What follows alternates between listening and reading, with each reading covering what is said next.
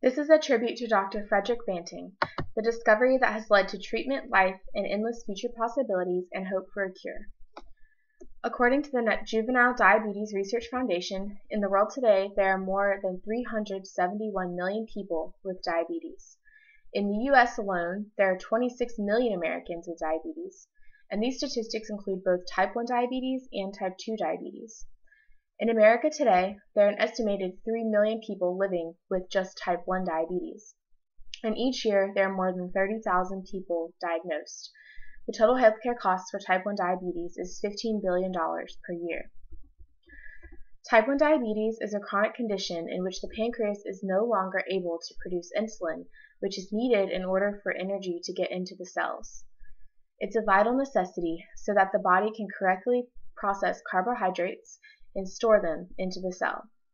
Without insulin, an individual can become very ill. Their blood glucose levels will continue to rise, and they become extremely high because they do not have the insulin in order to help regulate and store the carbohydrates for energy from the food that they are consuming.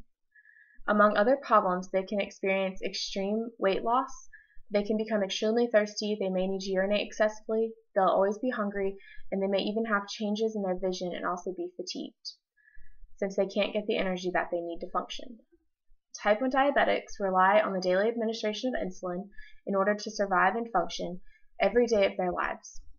Before the 1920s, diabetics would have become very ill and their bodies would start to shut down. Eventually they would die. There was no hope. No one knew what to do, and no one knew how to help until Dr. Frederick Banting was able to develop a pancreatic extract which is now known as insulin. Dr. Frederick Banting's research changed the lives and fate of so many people, and due to his amazing discovery of insulin, type 1 diabetics are still grateful for him today. As they take their daily injections through an insulin pump or a needle, they are able to live every day with the hope of a cure instead of the worry of facing the fate of no cure and no treatment, and the realization that they will eventually die because of this chronic illness. Dr. Frederick Banting first made his discovery in 1922, but his research actually began in 1921 with a medical student known as Charles Best. They were both doing research in Canada at the University of Toronto at the time when they began working on this project. The method that they used involved a string that was tied around the pancreatic duct. Once this was left for several weeks, the digestive cells of the pancreas died, and what was left when they checked on the experiment were thousands of islets left over. Dr. Banting and Best were able to isolate these extracts from the islets, and this process produced islatin. And islatin is what is now known as insulin today. The next thing that they needed to do was to perform a test to see if this insulin would actually work. So Banting and Best used diabetic dogs to test the extract. They injected the insulin into dogs that did no longer have a pancreas, and they were able to keep them alive for quite some time. The head professor of their laboratory heard about their experiment and their project, and his name was J. McLeod, and he wanted them to perform another test to see if it was successful, and if it was successful, he wanted to grant them an entire team of researchers and scientists to help produce the insulin and continue working on the project. The next test was successful, and a man named J.B. Collip joined their team. The next goal that they made was to produce a larger amount of extract and then test it on human patients to see if it made a difference like it had in the dogs.